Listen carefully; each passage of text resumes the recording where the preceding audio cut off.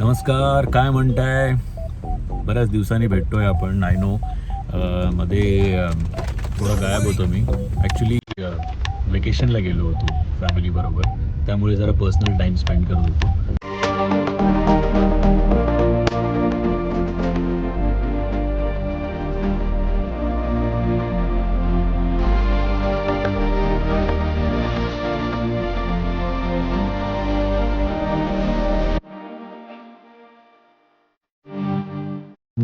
नुकताच मी आपला एक मराठी सिनेमा बघितला ज्याचं नाव आहे नाच ग घुमा.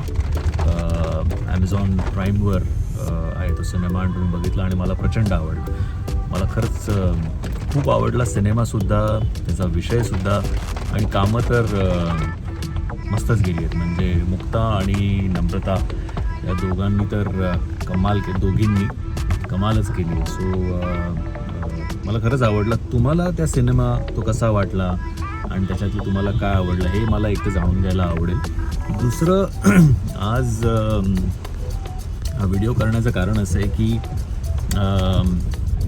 अफ्लुअन्स मूवीज म्हणून आम्ही याआधी काही सिनेमे केले, जसं Sanai Choughade, post boys, Marathi post boys, Hindi television serial वगैरे पण केली. पण आता आम्ही परत एकदा एक नवीन सिनेमाची तयारी सुरू केली आहे. तो विषय साधारण आम्ही शॉर्टलिस्ट केला आहे, पण मला तुमच्याकडून जाणून घ्यायला आवडेल की आपण जे म्हणतो की मराठी प्रेक्षक काही सिनेमांना येतो काहींना नाही येत, तुम्हाला कुठला सिनेमा बघायला आवडेल, कशा पद्धतीचा सिनेमा तुम्हाला बघायला आवडेल हे मला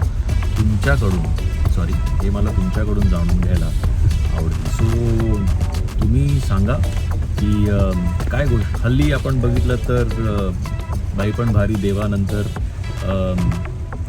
खूप असे सिनेमे फिमेल सेंट्रिक सिनेमे आले, तर तसा काही असावा का, की अजून काही वेगळ्या गोष्टी असाव्या, हिरोइझमचा काही सिनेमा असावा का? कारण आय थिंक वेगवेगळ्या विषयांची इंडस्ट्रीला, सिनेमाला आणि प्रेक्षकांना सगळ्यांनाच गरज असते. सो तुमच्याकडून मला एक जनरल, असं काय फार आपल्याला इंटेलेक्च्युअलाइज नाही करायचं, पण जनरल तुम्हाला कुठला विषय आवडेल ते प्लीज मला कळवा.